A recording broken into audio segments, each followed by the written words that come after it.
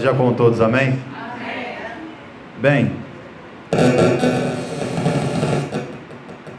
é assim mesmo. Próximo investimento vai ser o som. Próximo. A igreja está bonita, ornamentada, mas agora o som é crítico. Eu não sou tão chato com isso, mas o pastor Washington fica daquele jeito.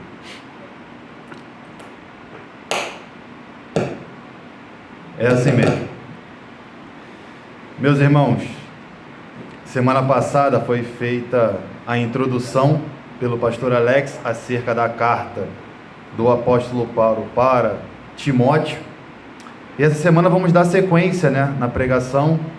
Vamos falar dos versículos subsequentes, mas hoje é um pouco pesado, O pastor Alex sabe porque ele teve que estudar para fazer a introdução. Hoje é um pouco pesado o que nós vamos abordar aqui, mas se está na Bíblia, deve ser dito. Amém? Talvez você saia daqui meio chateado, meio cabisbaixo, mas essa foi a palavra que Deus, direcionou para que venhássemos falar nessa manhã aqui em Campo Grande. Amém? Abra comigo 1 Timóteo, capítulo 1. Vamos ler o versículo 7.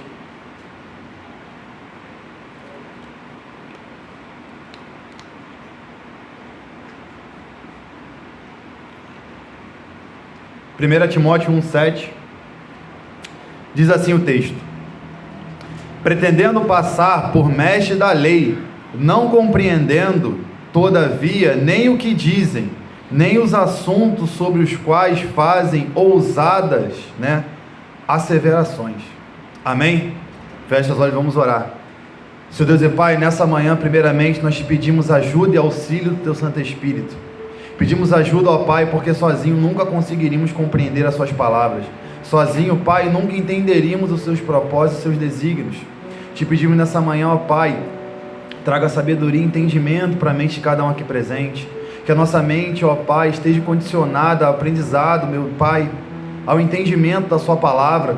Reconhecemos, ó Deus, a nossa pequenez diante de um Deus tão grande, mas Tu és rico em sabedoria, ó Pai, e o Teu Espírito nos ajuda, nos auxilia. Queremos aqui, meu Pai, aprender, sejamos edificados e exortados pelo Senhor, que a Tua palavra, ao mesmo tempo que venha ferir, também venha curar.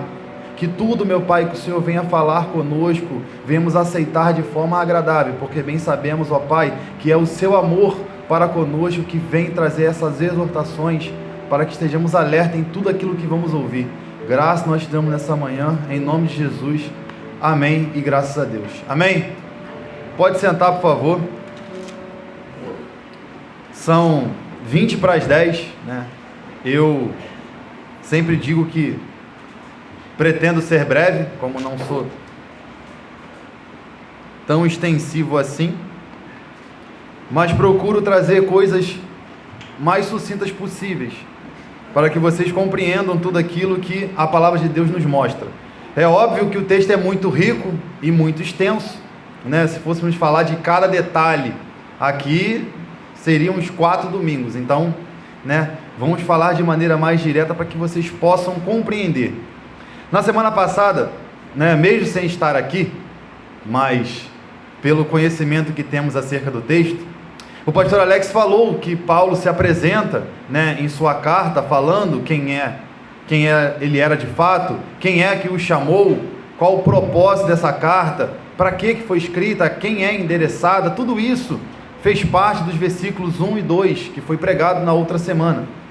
Mas agora chega no versículo 3, Paulo tem uma preocupação enorme com acerca de alguns assuntos, e é algo que as pessoas deveriam se preocupar nesse tempo presente. Estamos falando aqui de muito tempo atrás, cerca aí de mais ou menos aí uns 2000 anos. É muito tempo para trás, e parece que você vai ler o texto e você está ouvindo algo 100% atual. Porque na medida que a mídia tem avançado, a propagação das heresias também tem avançado. Na mesma maneira que a mídia também tem propagado as coisas que são bíblicas, as coisas antibíblicas também têm ido adiante. E aí que surge o detalhe. Porque por mais que você esteja numa igreja reformada que se preocupe em pregar a palavra, sempre você vê um flash, um videozinho no TikTok, no Facebook, no WhatsApp, não é? No Instagram. Sempre você vê um flashzinho de uma palavra que parece ser verdadeira, mas você para analisar e fala, peraí, será que isso de fato é verdade? Paulo, quando está escrevendo para Timóteo, lembrando que a ideia que ele tem é uma ideia única, quando ele escreve a carta.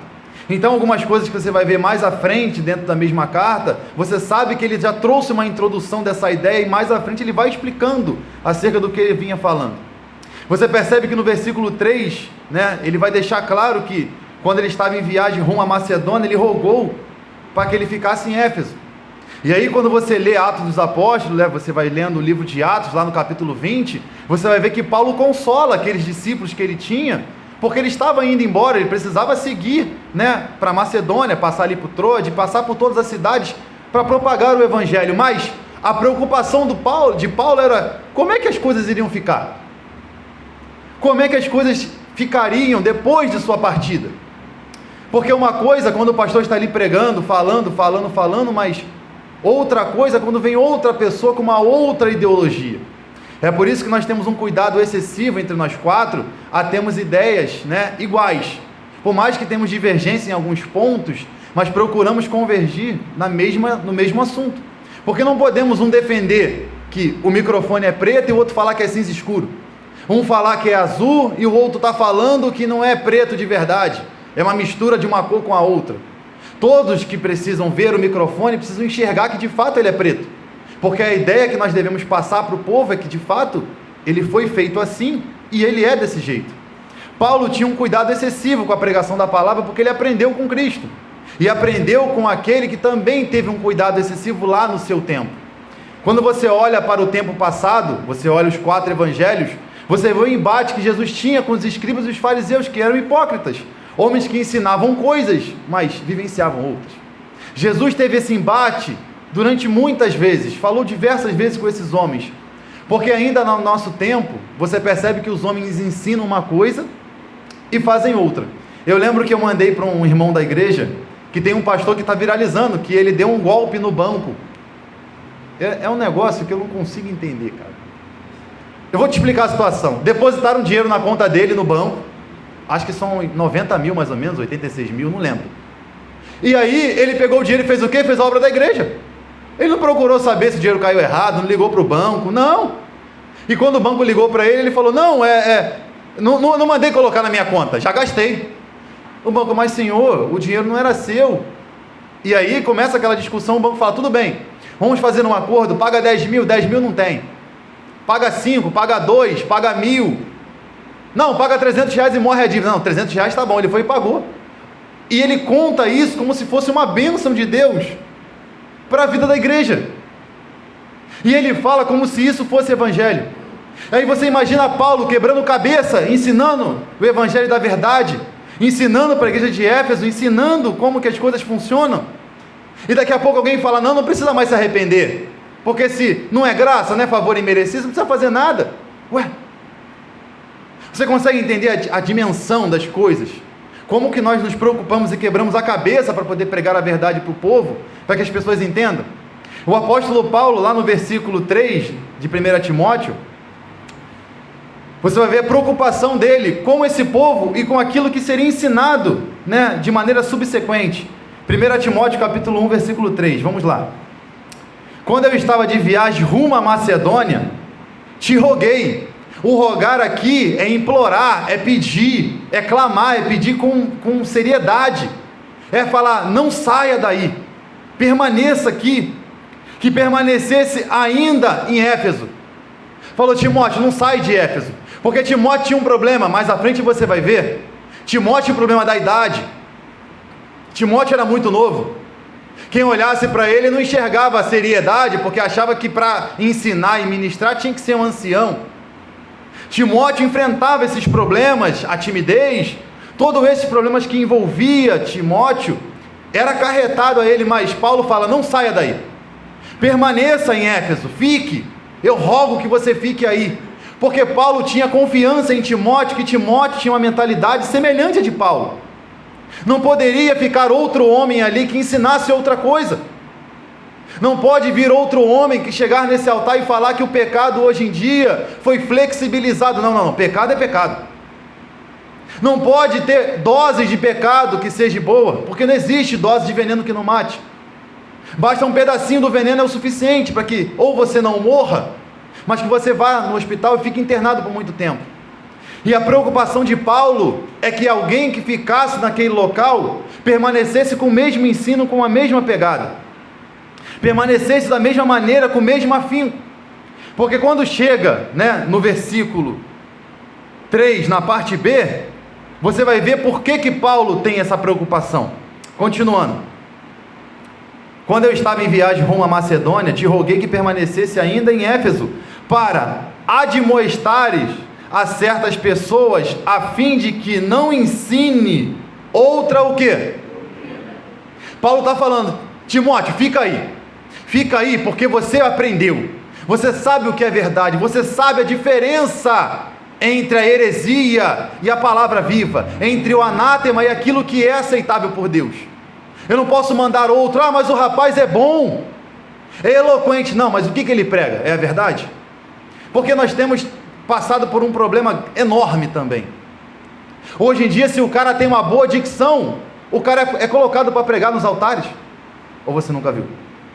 Se ele tem um pouco mais de estudo do que os outros, se coloca ele para pregar, ele fala muito bem, né? Não, não é assim que funciona. Não é assim que funciona. O que ele está falando? Sobre que Cristo que ele está ensinando? O Cristo Salvador ou o Cristo Provedor? Porque essa era a preocupação de Paulo. O que esses homens estão ensinando? Porque eles estão ensinando coisas fantasiosas, ensinando que se você der R$1.000 no altar, você vai ficar rico. Aonde? A casa de Deus virou o quê? Uma caderneta de poupança? Que você deposita, daqui a pouco tem retorno? Virou o jogo do tigrinho? Virou aposta de bet? Virou alguma coisa, uma lotomania? Paulo tem um cuidado de olhar para esse menino, ainda jovem, ainda inexperiente, mas um menino cheio de Deus, cheio do Espírito Santo, e deixou ele ali para demonstrar certas pessoas a não ensinar nada diferente. E aí quando você olha para ele, do que ele está falando aqui, você precisa entender alguns conceitos. Quando ele diz para admoestar a certas pessoas, mais à frente ele vai falar sobre Alexandre e um outro homem também. É óbvio que isso vai ficar para os textos subsequentes, mas ele está falando de pessoas que estão ensinando coisas diferentes, porque Paulo já tinha experiência com isso. Paulo, lá em Atos dos Apóstolos, você vai ver comigo daqui a pouco, Paulo já tinha visto essas coisas, já tinham visto homens ensinando outras coisas que não eram a palavra de Deus. Abra comigo em Atos capítulo 13. Volta aí. Presta atenção aí, crente. Isso aí é para você que fica ouvindo TikTok lá, que você vai vencer, tu vai ficar rico, tudo vai dar certo, amanhã tu vai receber uma boa notícia, o telefone vai tocar. É isso aí que você tem que ouvir. É você entender como é que o negócio funciona. Atos capítulo 13. Vamos ler o versículo 4. Preste atenção como é que os homens agem, e veja se você não consegue enxergar isso no mundo de hoje. Versículo 4 diz assim, enviados, pois, por quem? Quem é que enviou esses homens? Desceram, a Selúcia, e dali navegaram para Chipre, e chegando, a Salamina, anunciaram a palavra de Deus nas sinagogas judaicas. Tinha também João como auxiliar. Havendo atravessado toda a ilha até Pafos, e encontraram certo judeu o quê? Espera aí, a Bíblia deixa claro que ele era o quê? Judeu, não é? Mas do lado diz que ele era o quê? Grave esse detalhe. Aqui você está vendo a experiência que Paulo já tinha com esse tipo de pessoas. É por isso que ele fica todo receoso em deixar Timóteo ali, trazendo essas advertências. Continuando. Um certo judeu mágico, e o que? De nome Bar o quê? Lembrando que Bar é filho, filho de Jesus. Olha o nome do homem, preste atenção.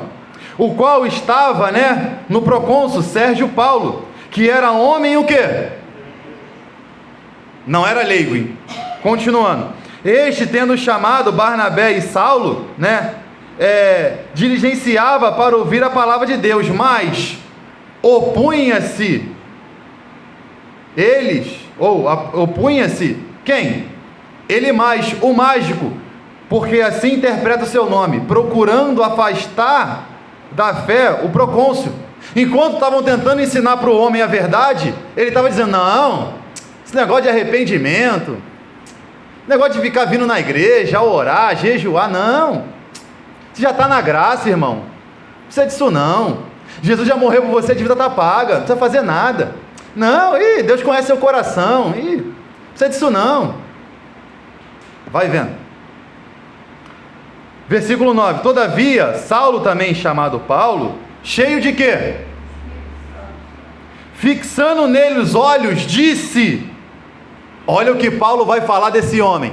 Lembrando, ele era judeu, mágico e o quê?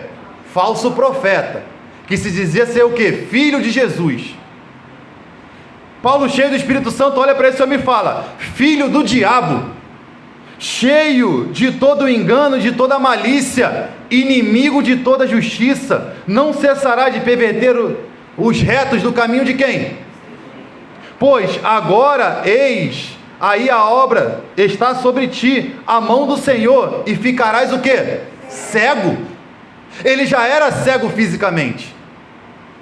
Fisicamente não, espiritualmente ele já era cego. Mas agora ele vai ficar cego fisicamente. Agora o interior dele vai resplandecer no exterior, porque ele já era um homem cego.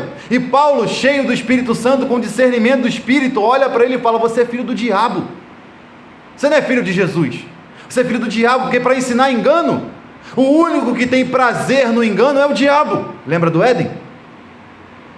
Ele ensinou o que era verdade? Não. Lembra de Mateus 4?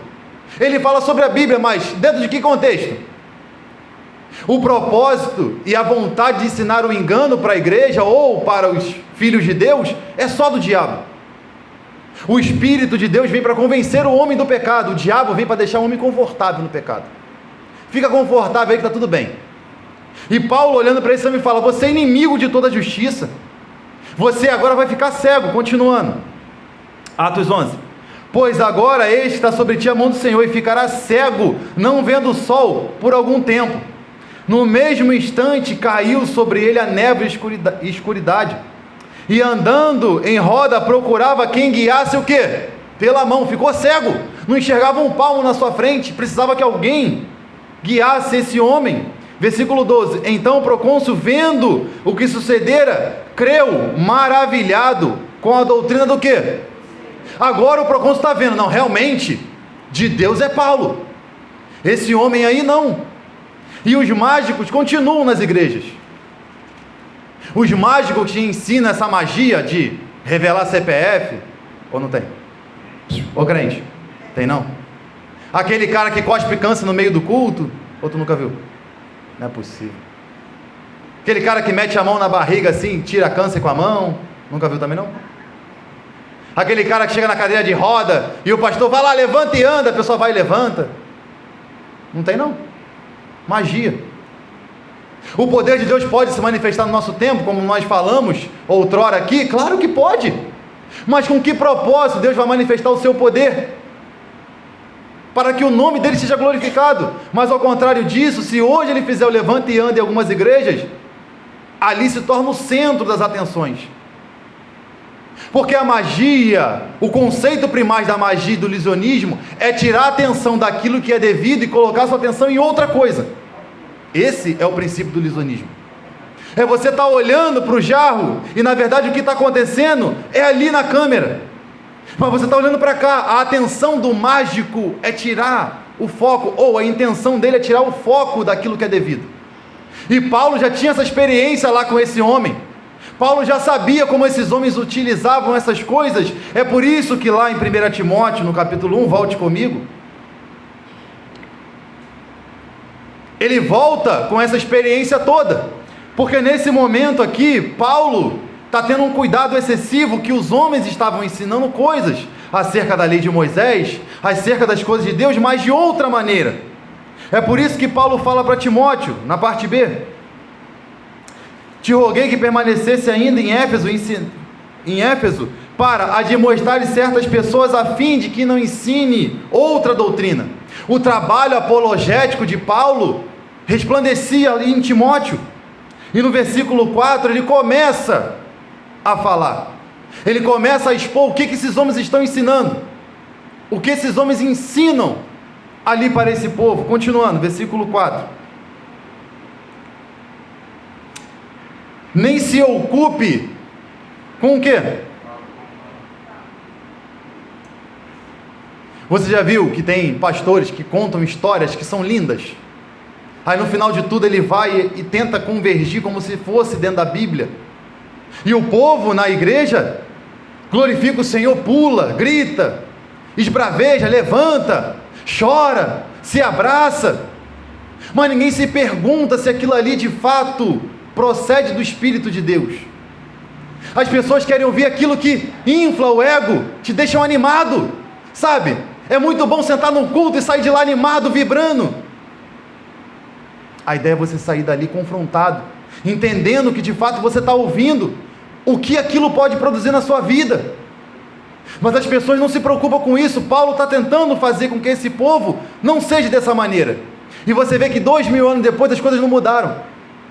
As fábulas continuam por aí. Porque naquele tempo, quando você falava de fábulas, eram lendas e histórias fantasiosas fabricadas por homens, né? Que Paulo chama, né, lá no capítulo 4, de doutrina de demônios. Coisas fantasiosas da mente dos homens. Coisas que os homens falam. Eu lembro que o pastor William, conversando comigo, falou que uma dessas fábulas era que Abraão destruiu os ídolos de seu pai antes de ir embora. Nunca encontrei isso na Bíblia. Tem outra fábula que diz que Moisés tira a coroa da cabeça de Faraó e coloca sobre a sua cabeça. E isso causa dúvida no povo se realmente Moisés era escolhido de Deus. Olha que loucura. Olha as loucuras que os homens falavam naquela época. E hoje, qual é a loucura que se fala hoje? Você consegue pensar um minuto na loucura que os homens estão falando?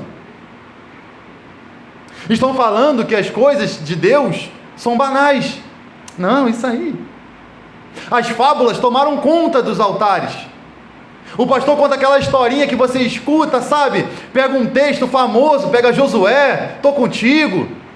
Pega ali Jesus, não te deixarei, não te desampararei, não vou te deixar sozinho, eis que estou convosco até a consumação dos séculos. Aí, igreja, Deus está contigo. Peraí.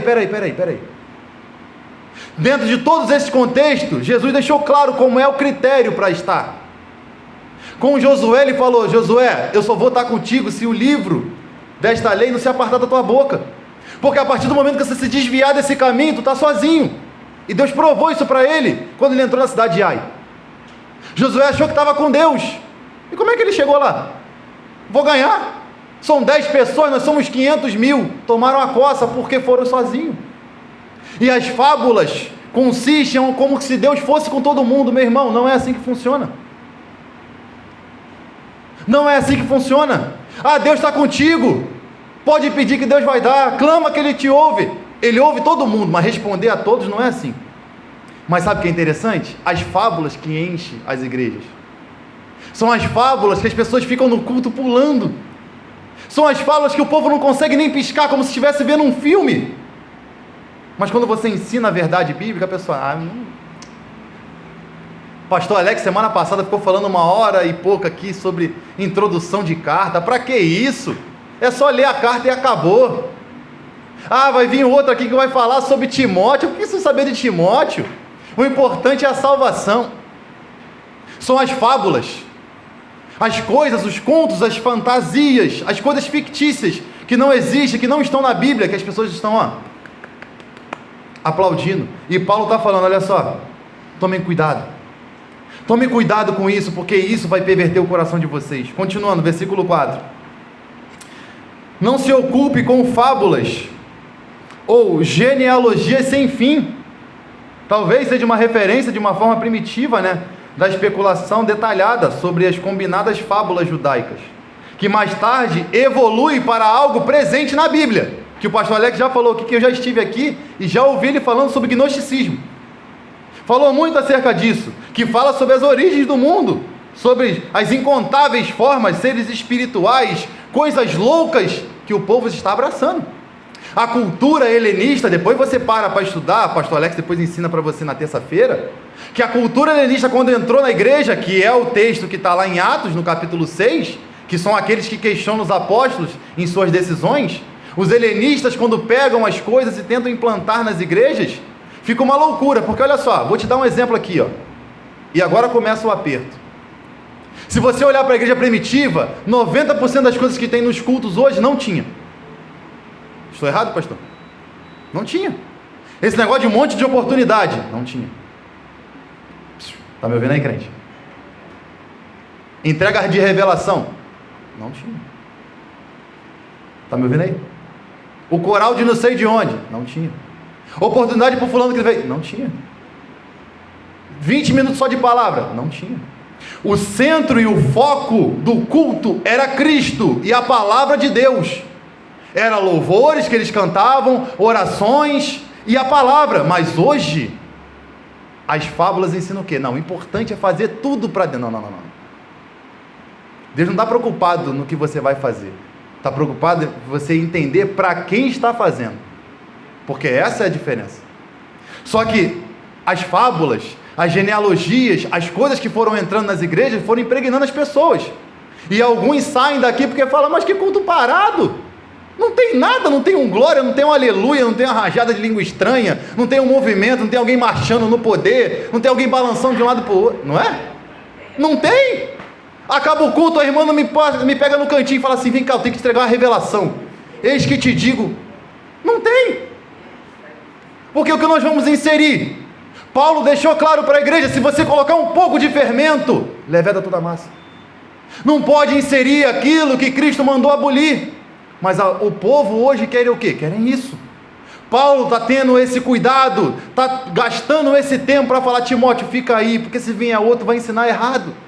Se tiver outro, vai começar de novo. E aí você vê, as religiões que cultuam os seus deuses com os corpos, não procede do cristianismo.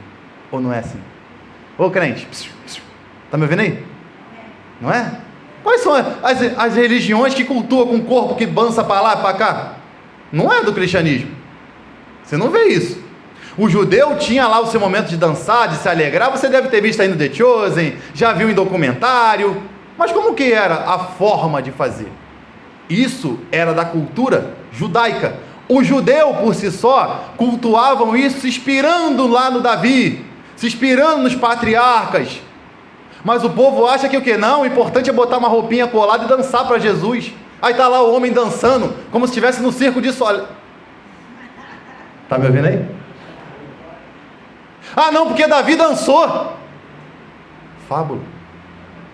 A Miriam estava batendo pandeiro, eu tenho que bater também. Fábula.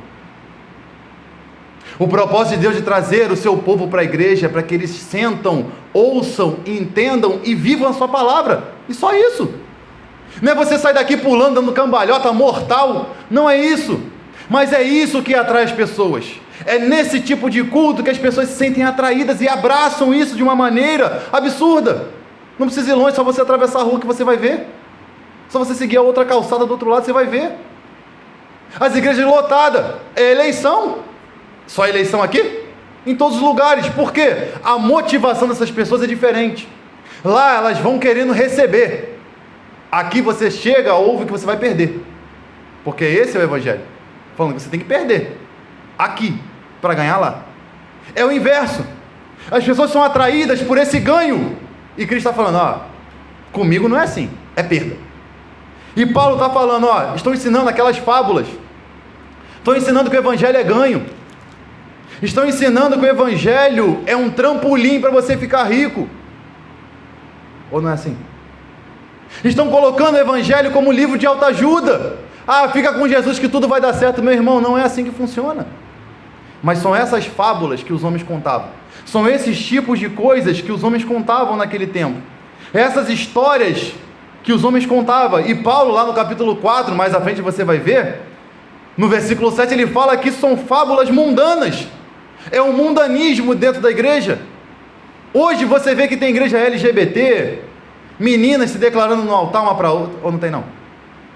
Ou não tem? Meninos efeminados dançando e cantando na igreja, ou não tem também? Mulheres feministas que pregam que esposas não devem obedecer ao marido, olha só. Ou não? Homens machistas que dizem que a mulher é escrava do marido, olha isso. A inversão de valores é muito grande, inspirada onde? Em fábulas, em coisas que Deus nunca falou com o homem, mas é isso que atrai as pessoas. E Paulo, dentro de todo esse contexto, passando para Timóteo, né? Você vai ver que, continuando, versículo de número 4. Meu Deus, deixa eu ver que horas são. Tá bom aí. Não se ocupe com fábulas e genealogia sem fim, que antes promovem discussões do serviço de Deus e na fé. Paulo está deixando claro que essas falsas doutrinas, esses falsos ensinos, não promovem clareza e entendimento, mas promovem discussão. Porque o cara começa a perguntar de onde que vem isso, para onde que vai aquilo, como que é isso, como que é aquilo. Ah, se eu sou salvo, por que eu tenho que tomar ceia? Se eu sou salvo, por que eu tenho que pedir perdão? Ou não é assim? Ah, se eu sou salvo, por que eu tenho que fazer isso? Para que isso? Para que aquilo? Começa as perguntas. Porque os homens, ao invés de ensinar aquilo que é verdadeiro, estão passando coisas loucas. E olha o que Paulo fala para Tito. Tito capítulo 3. Está em Timóteo, aí é só ir para frente.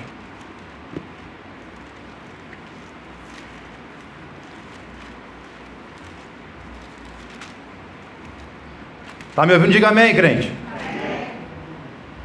Dorme não. Porque lá no outro culto ninguém dorme. Lá ninguém pisca. Porque se você bobear, a promessa passa, a bênção passa e tu perdeu. Como se fosse um leilão, onde se você não der o lance, tá fora. Pois é. Carta do apóstolo Paulo ao seu outro filho na fé, Tito, capítulo 3, versículo de número 9.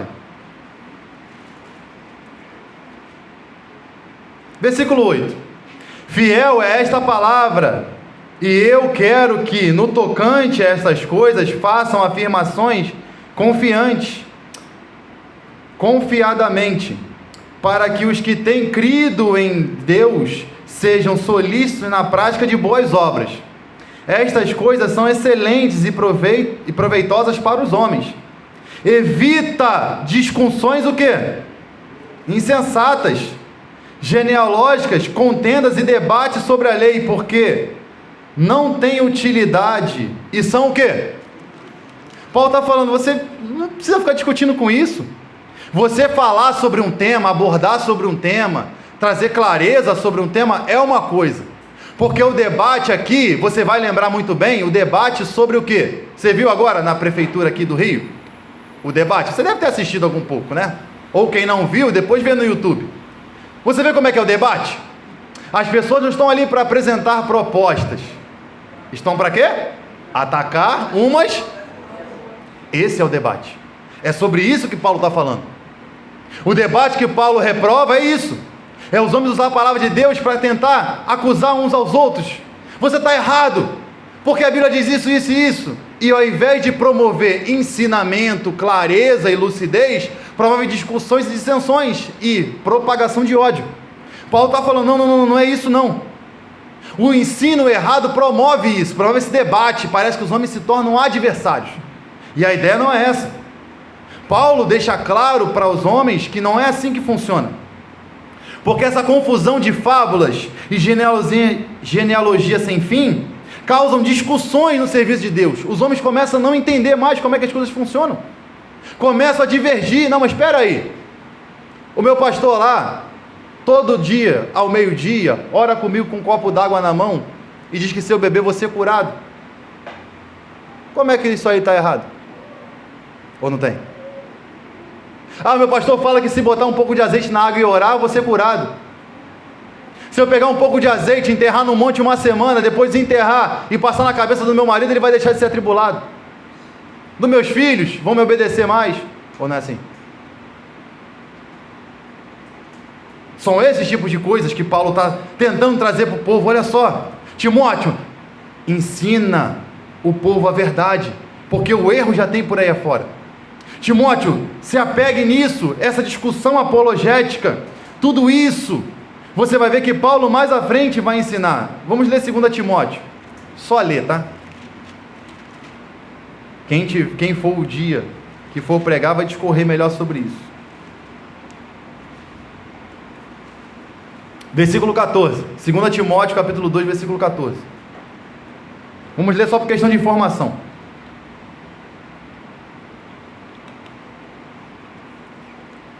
Diz assim: recomenda essas coisas e dá testemunho solene a todos perante Deus, para que evite o quê?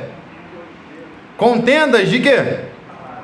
Que para nada se aproveita, exceto para a subversão dos ouvintes. Falar da palavra de Deus de maneira mais enérgica é só para repreensão, não é para causar esse embate, porque ninguém sabe mais do que ninguém. As pessoas têm conhecimentos diferentes e níveis de conhecimento diferentes, mas saber tudo, o homem que bate no peito e fala que sabe tudo, é mentiroso. É mentiroso, porque o diabo sabe mais do que qualquer homem que já presente aqui na terra de carne e ossos, tá? Sabedoria e conhecimento ele tem mais que todo mundo, ele estava no princípio e está até agora. Ele é o único que tem a ousadia de chegar para Jesus e tentar convencê-lo do diferente. Ninguém teve essa ousadia. Então, conhecimento não quer dizer muita coisa. Mas continuando. Procura apresentar-te a Deus aprovado como obreiro que não deve se dar vergonha, que maneja bem a palavra da verdade. Evita igualmente os falatórios inúteis e profanos, pois os que dele usam passarão em piedade ainda maior. Além disso, a linguagem, deles corrói como o quê? Olha como é que ele trata a linguagem desses homens, como um câncer, entre os quais se inclui, Himeneu e Fileto. Isso aí é assunto para depois.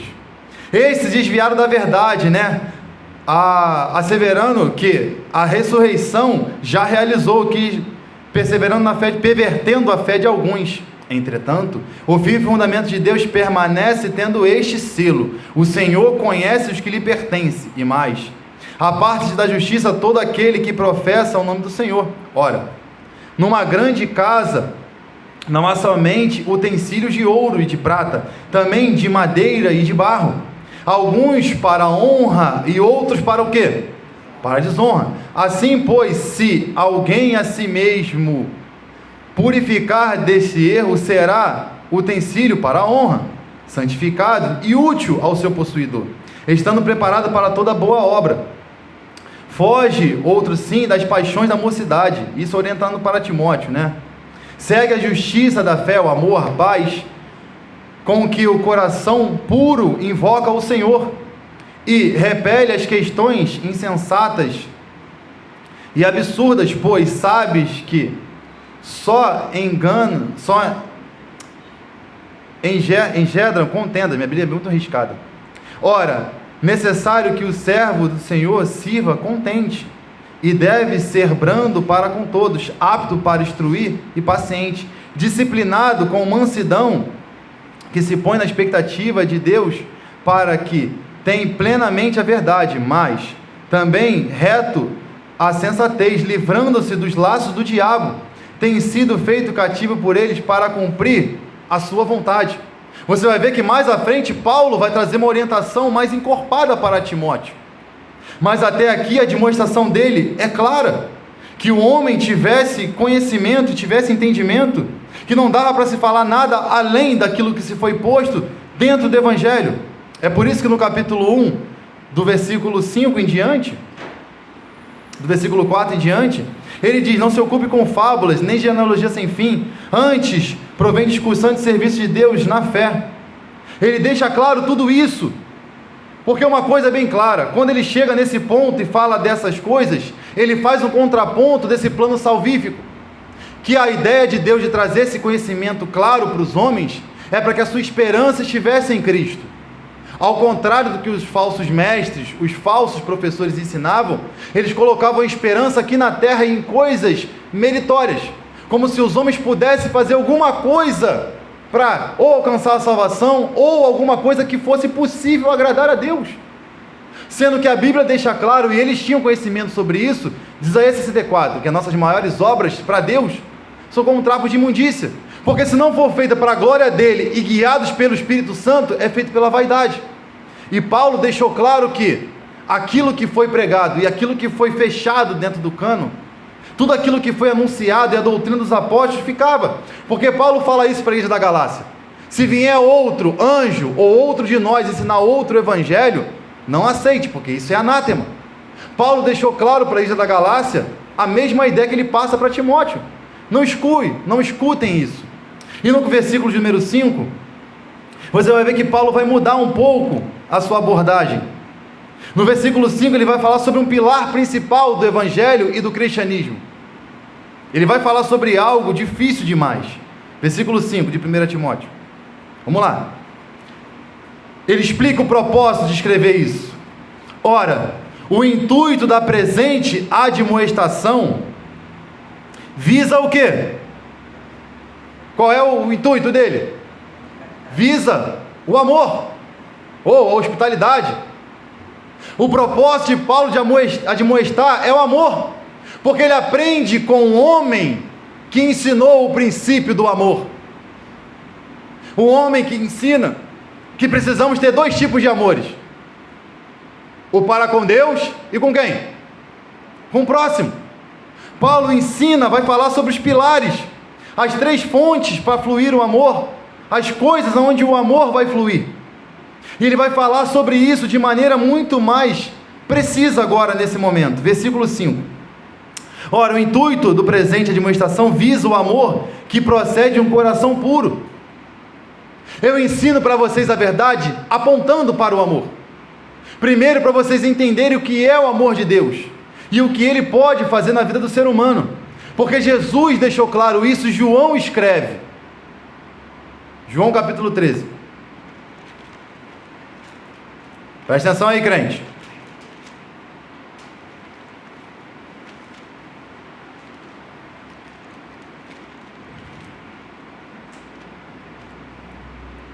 Versículo de número 35. Jesus está falando sobre o novo mandamento. Diz assim: nisto conhecerão todos que sois meus discípulos, se tiveres o quê? Se tiveres amor com quem? Para ser conhecido como discípulo, o primeiro passo é ter amor. Se não amar, acabou. Lembra da hipérbole de Paulo? Ainda que eu falasse a língua dos homens e dos anjos, sem amor, serve para quê? Para nada.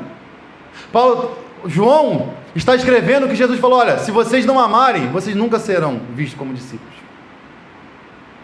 E dentro desse pilar, Paulo está tentando passar para Timóteo e ensinar para esse povo, porque os falsos evangelhos, as falsas palavras, não ensinam a amar. Você quer ver? O falso evangelho ensina que o seu irmão do lado é seu adversário, ou não é?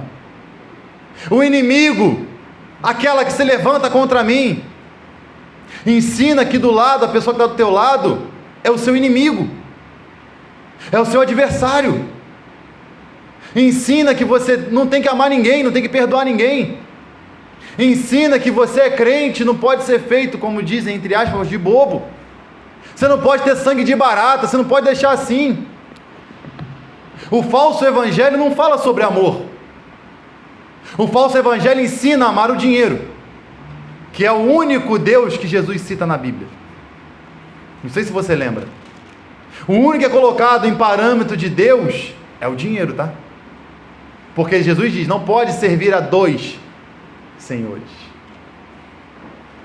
Ou serve a Deus, ou serve a Mamon. E você percebe que o falso evangelho, o pilar principal é a falta de amor e esse ganho. Paulo está falando para Timóteo, preste atenção, Timóteo, o intuito disso tudo não é para que vocês saiam tristes, chorando, não, é para demonstração de amor, a demonstração primaz de amor. E depois, tem esses três pilares dentro do amor, que é o coração puro. Você percebe que o salmista sempre vai falar sobre isso. Você lembra quando Davi pega com Betseba? Salmo 51, lá no versículo 10. Cria em mim, ó Deus, o quê? O coração o quê? Puro. A pureza do coração fala de pensamentos. Porque naquele tempo bíblico eles entendiam que o sentimento provinha diretamente do coração, sem ter um entendimento acerca da ciência. Hoje, com a ciência avançada, nós sabemos que tudo que comanda é a mente. Mas naquele tempo eles falam de coração como se fosse aquele que comandasse as emoções. O coração puro não guarda mágoa. Aprende o princípio do amor. Porque não adianta a pessoa chegar no momento da ceia, chorar, fazer aquele teatro todo. Ai, dá-me o coração igual a teu, meu mestre. Mas não fala com a tia, com o irmão, com o primo. Que evangelho é esse que você está ouvindo? Ah, você é crente, tem que ficar no mesmo lugar. Ele, se quiser, pede perdão. Não foi assim que Jesus ensinou. Ele não precisava ir até Pedro. Ele é Senhor. Mas o que ele fez? Foi até lá e perguntou: Pedro, tu me amas? Não precisava ele falar isso. Para que ele vai falar isso? Ele foi o exemplo máximo da humanidade. E Paulo está tentando passar: olha só, gente, não escutam esses homens não. Eles ainda estão impregnados pelo olho por olho, dente por dente, ferradura por ferradura, quebrado. Não. Se apegue ao que o Cristo deixou. Amar a Deus sobre todas as coisas, com toda a sua alma, força, entendimento, e o próximo como a ti mesmo. É o amor, o princípio do amor. Porque, meu irmão, se você não amar a Deus, você não suporta as provações desse mundo. Se você não amar a Deus, você não ama seu pai, sua mãe, sua esposa, seu filho. Você não ama as pessoas, porque esse amor de Deus faz com que você não enxergue as pessoas como seres humanos, mas enxergue pessoas como carentes da graça de Deus. Se for cristã, carente do arrependimento, do entendimento do que a Bíblia pode proporcionar. É sobre isso que Paulo está tentando passar para Timóteo, para que não fosse egoísta e arrogante como os homens estão ensinando, aonde você tem que pisar na cabeça do inimigo. Quem é o inimigo? Escreve no papel, aí o cara coloca o nome do patrão. A Bíblia ensina você a orar por eles, não desejar que ele morra e outro assuma no lugar. Mas o povo, impregnado por as fábulas, pelos ensinos errados, as pessoas vêm para o culto, comem um corpo, bebem do sangue indignamente, porque pensam que é somente pedir perdão e chorar, mas o coração continua impuro. Paulo ensina para Tito que um coração obediente é um coração puro, um coração que se preocupa com a vontade de Deus, um coração que elimina a mágoa. Fala a verdade, sem hipocrisia. Perdoar é fácil? Ô crente, alguém já teve dificuldade de perdoar? Levanta a mão aí, crente, me ajuda aí, acorda aí. Porque fala a verdade, palavras doem mais do que um tapa, não é? Você escutar de alguém que você ama te desmerecer, dói muito, não dói? É uma sensação horrível. Mas o que a Bíblia manda fazer? Gritar? Crente é você, ou deveria ser. É você que tem que partir o princípio do perdão. Ah, o fulano não quer falar comigo.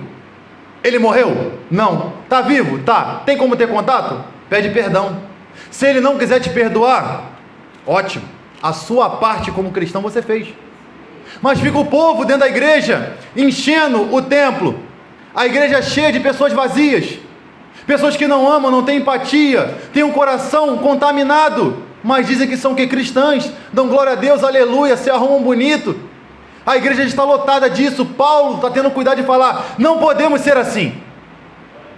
Os homens ensinam errado, mas você vai ensinar o certo. Eu não estou falando isso para vocês ficarem de bico e chorar, não. É para vocês entenderem o que é o amor. Porque o princípio do amor, o exemplo de amor é de Deus para com o ser humano. Ele não precisava mandar o seu filho. Para que mandar o filho por homens que estariam dispersos?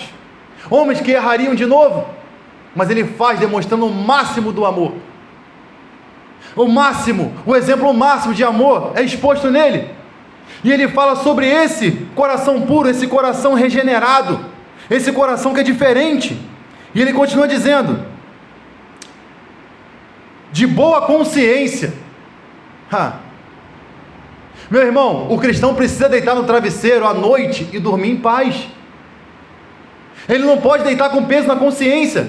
Porque preste atenção, um dos pré-requisitos para o amor é boa consciência, né? Que vem lá do ágatos, que quer dizer bom, perfeito, e produz prazer, satisfação e uma boa sensação de bem-estar.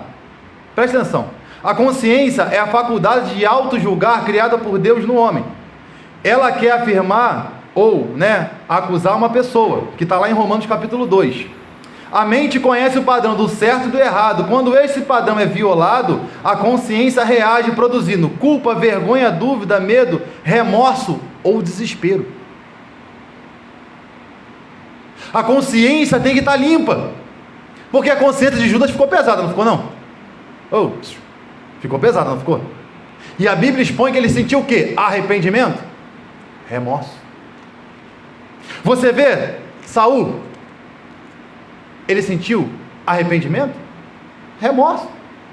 Você vê que ele fica perturbado, ao invés dele se alegrar porque Davi está evoluindo, ele tenta matá-lo, porque a inveja inflama o coração. A consciência dele já estava ferida, já estava podre. Só que nós que somos cristãos, a nossa consciência não pode estar podre, tem que estar ferida pela verdade, para que não venhamos pecar em paz. Se tivermos que ter alguma coisa, uma repulsa na nossa vida, é sobre o pecado. Porque, meu irmão, eu não consigo enxergar alguém que é cristão de verdade, que aplaude o pecado, acha bonito continuar pecando, e sem sentir desejo de arrependimento. Porque nisso consiste a impiedade. A impiedade consiste em alguém que não tem compromisso com Deus, que não se preocupa com as suas leis e não está, se importando com o que Deus vai pensar ou deixar de pensar. Nisso se constitui impiedade. Homens que não se preocupam com os seus erros, não choram pelos seus pecados, não pedem a Deus mudança, vivem como ímpios. E Paulo deixa claro em sua defesa, em Atos capítulo 24, sobre que ele teve boa consciência pura diante de Deus e diante dos homens. Paulo teve a consciência de que tudo que ele pôde fazer, ele fez. Nós precisamos ter essa boa consciência. Não podemos defraudar ninguém, não podemos mentir para as pessoas, não podemos falar coisas de engano, palavras tortuosas. Nós precisamos entender esse princípio do amor, porque se amamos a Deus, a nossa vida vive de maneira devocional a Ele, e não querer desagradá-lo, mas sempre tentar agradar em tudo. É nisso que consiste o amor. É nisso que consiste um coração puro, e um coração puro deixa uma boa consciência, porque ele fala do coração, do sentimento, mas se volta para onde vêm os pensamentos, e é sobre isso que as pessoas precisam entender. Você não pode deixar aquela oportunidade de falar com alguém, pedir perdão, se reconciliar, fazer diferente, passar. Faça o que você tiver que fazer, não fica aquele remorso, remoendo, eu podia ter feito diferente. Não, irmão, faça em todo o tempo. Sempre que puder, não se canse de fazer o bem, porque é isso que a Bíblia orienta. E o terceiro ponto que ele vai citar é da fé sem hipocrisia.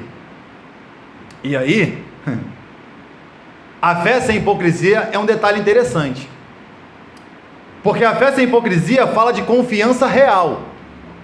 Você não pode falar para alguém assim: meu irmão, acredite que Deus vai te ajudar nessa questão, se você não acredita que Deus pode te ajudar. Isso é hipocrisia, ou não? É como orar para alguém ser curado sem fé, sem acreditar que a pessoa pode ser curada. Quem está me ouvindo? Essa é hipocrisia. Dentro dessa ramificação do amor, do coração puro, da boa consciência, você tem que acreditar. A fé, você aprende, desenvolve ela pelo ouvir.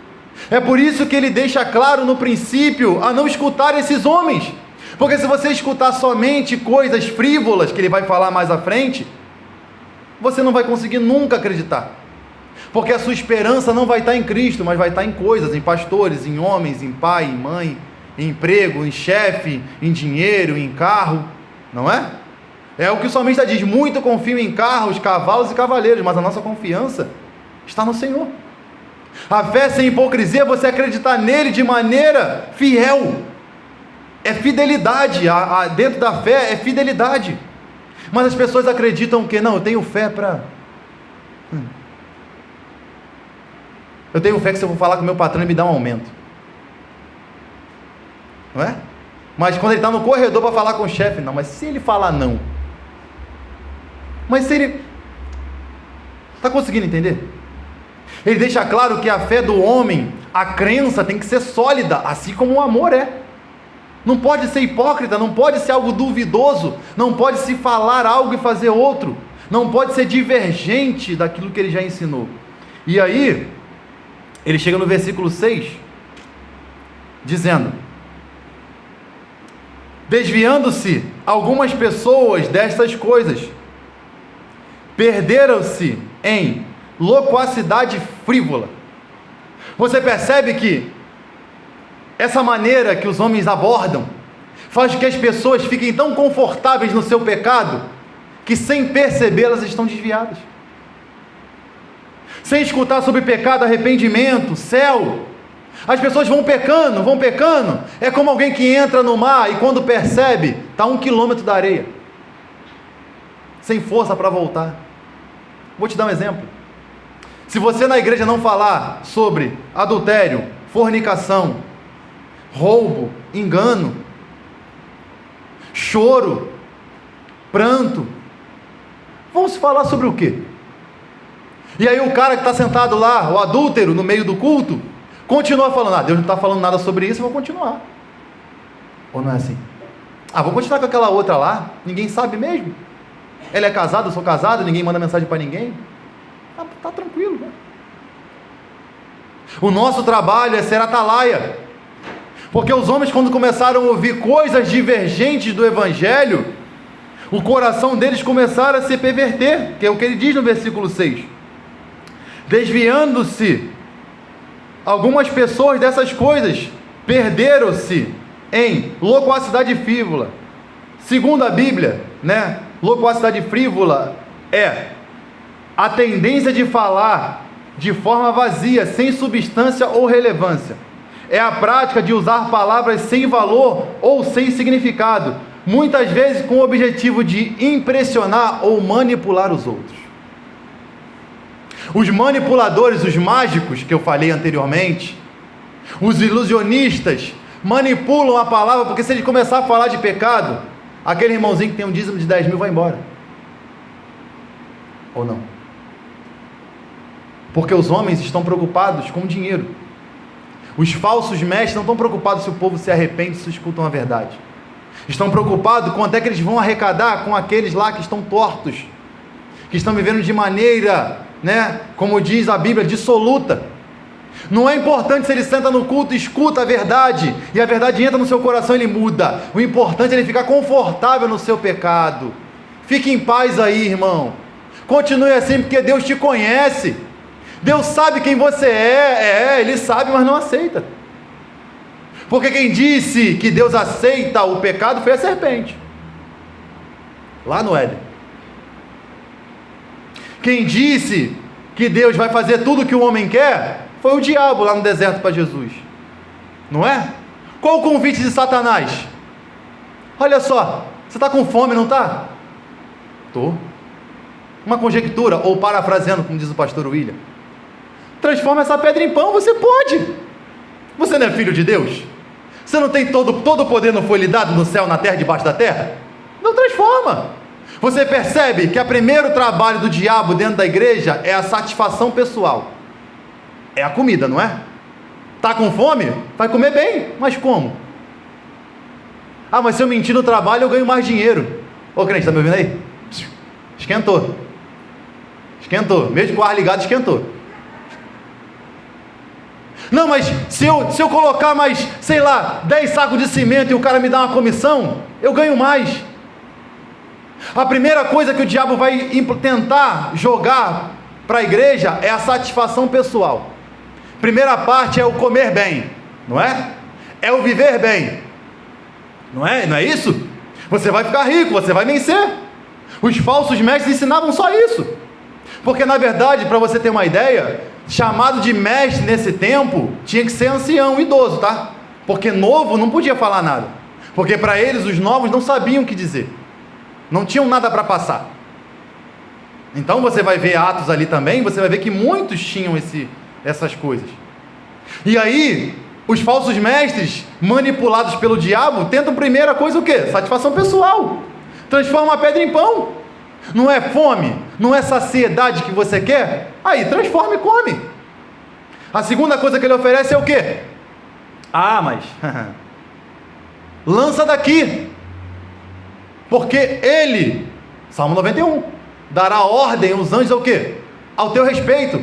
A outra coisa que ele tenta fazer é com que você tente manipular o poder de Deus a favor de você mesmo. Tudo isso o diabo que põe. Quem está me ouvindo, diga amém. Tudo isso são os falsos mestres. A mensagem de hoje é essa: é pão. Não o pão vivo que desceu do céu, mas o pão que perece, como o maná no deserto.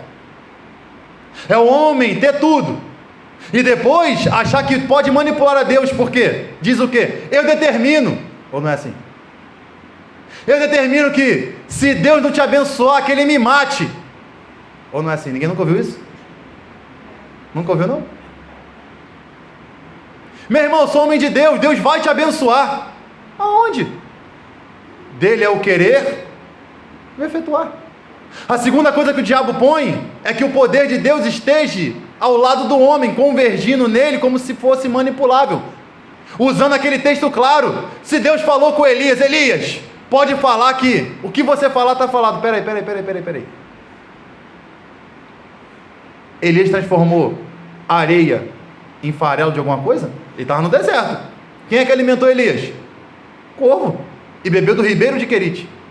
Elias não manipula o poder que Deus lhe concedeu, ele executa o que Deus falou. Vai lá, fala que não vai chover e acabou.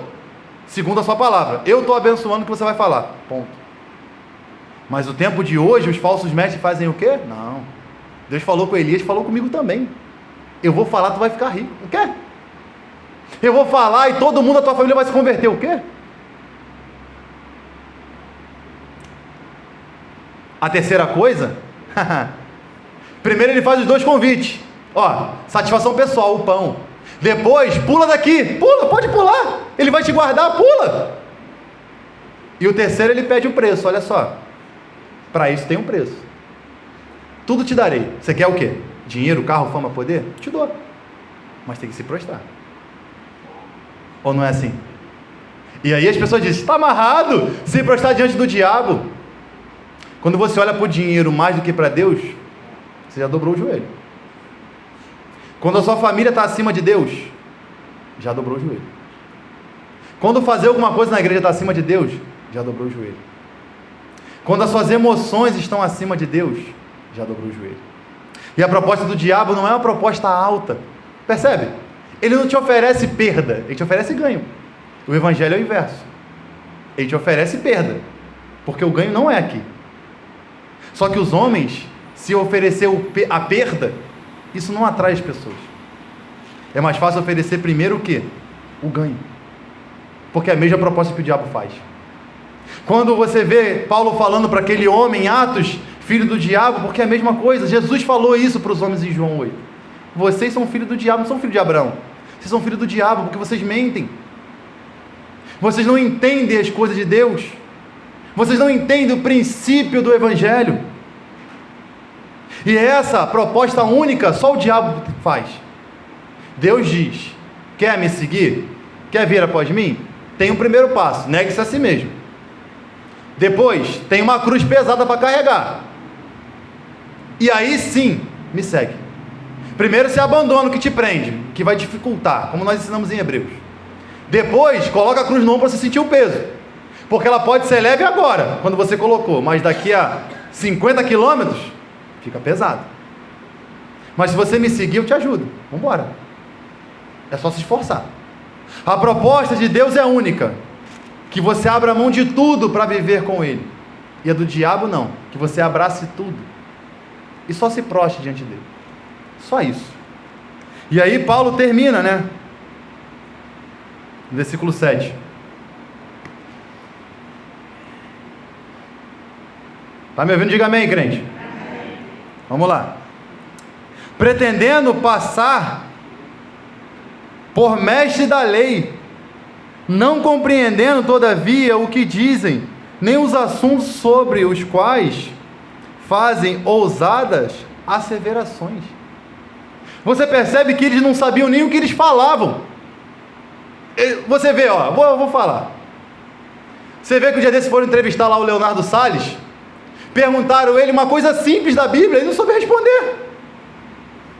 Aí ele diz, para que ficar estudando, fazer esboço? Para que isso? Deus me dá na hora. Aí, pastor Alex, para que ficar o sábado todo estudando, né? Dormir 11 horas da noite, ficar digitando, quebrando cabeça, procurando significado de palavra, procurando sintetizar a mensagem para vocês entenderem de maneira clara e objetiva. Para que isso? Eu leio o texto, na hora Deus me dá a mensagem. Os homens achavam que, se eles lessem a lei, eles se tornariam mestres.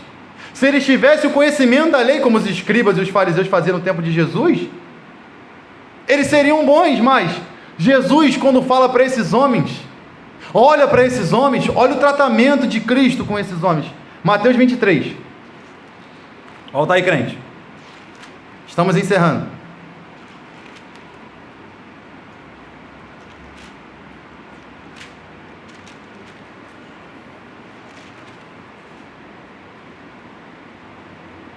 Versículo 1, vamos ler o versículo 1 para ficar de melhor entendimento. Diz assim, então falou Jesus às multidões e aos seus discípulos, na cadeira de Moisés, ou na cadeira da lei, no local da lei, ou os detentores da lei, quem é que se assenta lá? Lê aí, crente. Os escribas e quem? Mateus capítulo 23, versículo 3, vamos lá. Fazei e guardai, pois, tudo quanto eles vos disser, porém, não o quê? Não imite o quê? Jesus está falando, olha só, o que eles ensinam sobre a lei, isso aí, tá certo. Agora, não imite as suas obras, eles são hipócritas, eles são hipocrisia ambulante. O que eles ensinam sobre a lei, de amar a Deus, obedecer a Deus, obedecer os mandamentos, isso aí sim, mas não imite eles. Lembrando que é diferente do que Paulo fala, lá em 1 Coríntios 11, sejam meus imitadores assim como sou de Cristo, totalmente diferente. Continuando,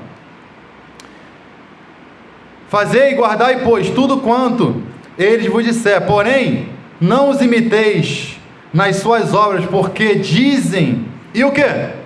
Não fazem, são hipócritas. Atam fardos pesados, difíceis de carregar, e os põem sobre o ombro dos homens, entretanto, eles mesmos nem com o dedo querem movê-lo. Hipócritas. 5. Praticam, porém, todas as suas obras com o fim de quê? Serem vistos dos homens, pois alargam seus filactérios, alongam as suas franjas, amam os primeiros lugares, ou o primeiro lugar, nos banquetes, as primeiras cadeiras nas sinagogas, as saudações nas praças, e serem chamados de quem? Mestres pelos homens. Vós, porém, não sereis chamados de mestre, porque um só é o vosso mestre, e vós todos são o quê? Irmãos. A ninguém sobre a terra chameis de vosso Pai, porque só um é o Pai, aquele que está no céu. Aqui, Jesus olha para esses homens e fala, eles são hipócritas, eles querem o destaque, eles querem estar nas primeiras filas, eles querem estar bonito, eles querem estar lá no YouTube, no Instagram, no TikTok, querem aparecer, eles querem isso, mas eles são hipócritas, porque eles ensinam coisas que eles não vivenciam. Quantos pastores no nosso tempo que ensinavam sobre pecado, ensinavam sobre teologia da prosperidade e hoje em dia estão impregnados por ela? Lembra do Malafaia? Quem é mais antigo aqui lembra? Quando ele tinha aquele bigodão, lembra do bigodão? Magrinho, aquele terno largo. Ele falava sobre a teologia da prosperidade, ladrões, salteadores, ratos de púlpito. E hoje? E hoje? Está conseguindo entender? Homens que falavam antigamente, isso aqui é pecado, isso aqui não pode. Caíram, tombaram. Porque ao invés deles aprender a lei, para conhecer um pouco mais de Deus e passar para as pessoas, eles aprenderam para se destacar no meio dos outros, que é o que os homens fizeram. Os homens pretendendo se passar por mestre da lei, como Paulo fala para Timóteo, eles querem se passar por, mas não são, porque eles não compreendem, não compreendendo todavia o que dizem, eles não sabem o que estão falando. Os homens lêem os textos e interpretam da sua maneira. Como você vê na teologia da prosperidade, a pesca maravilhosa, muito usado. Os 153 grandes peixes, é muito usado, mas ninguém se pergunta qual o propósito daquilo ali. Os homens ensinavam coisas que eles não sabiam, eles não tinham ciência do que eles estavam falando, porque faltava uma coisa: o Espírito de Deus. Sem o Espírito de Deus é impossível. Você vai ler a Bíblia como se fosse um jornal, um gibi, uma notícia que sai toda manhã. Sem o Espírito de Deus, lembra do eunuco? Está em Atos dos Apóstolos. Ele está lendo Isaías e não entende. Ele está olhando uma palavra profunda, mas não entende, porque não tem o Espírito. E um homem cheio do Espírito, chamado de Filipe, vai lá e explica para esse homem. Meus irmãos, tem muitos por aí que estão dando palestra teológica, falando sobre história bíblica, mas não estão pregando a palavra. Pensam que são mestres, têm conhecimento, sabe de Gênesis e Apocalipse, mas a palavra que realmente produz vida, tira o homem do lamaçal do pecado, isso eles não têm em sua boca, porque isso é obra do Espírito. Isso não foi dado para os homens, isso é compartilhado com os homens. Os homens pensavam que eram mestres, mas Paulo deixa claro: vocês não sabem nem o que estão falando. Quando você lê Tiago, lê aí Tiago 3, só ir para frente aí, último texto de hoje.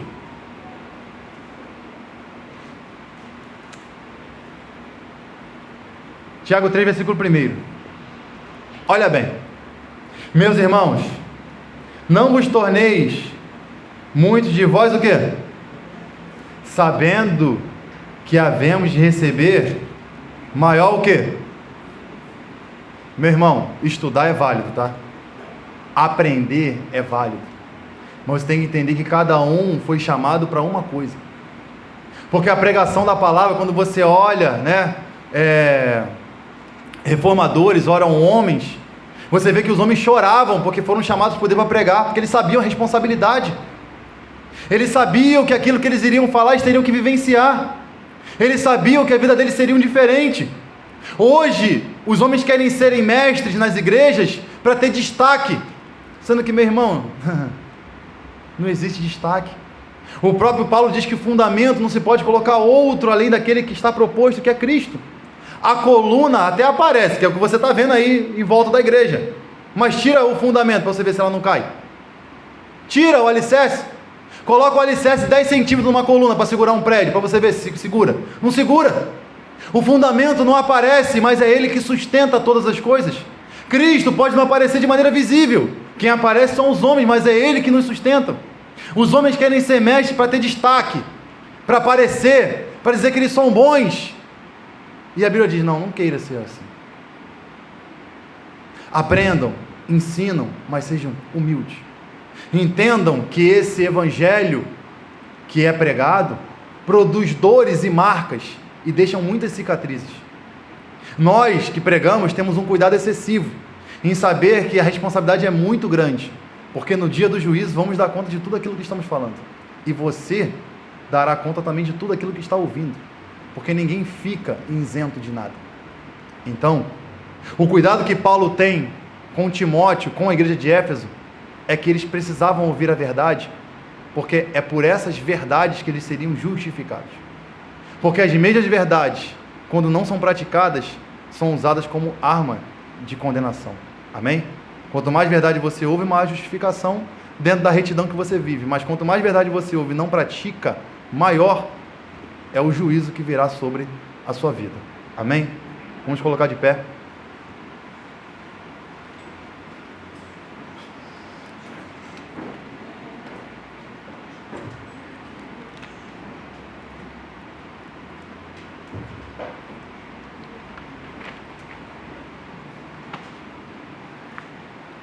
É interessante que eu fiquei lendo durante a semana o texto, e ontem eu estava num chá de bebê à noite, né?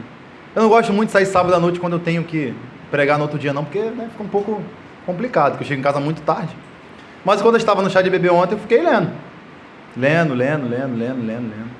Depois que minha mente encheu, eu fui assistir o jogo do Flamengo, para poder tentar... eu sei que não dá para desestressar vendo o jogo, né? Mas Eu precisava ver alguma coisa e ganhou. E aí eu terminei de ver o jogo, na hora eu mudei de canal, sentei e comecei a digitar. Comecei a digitar, porque eram muitas informações.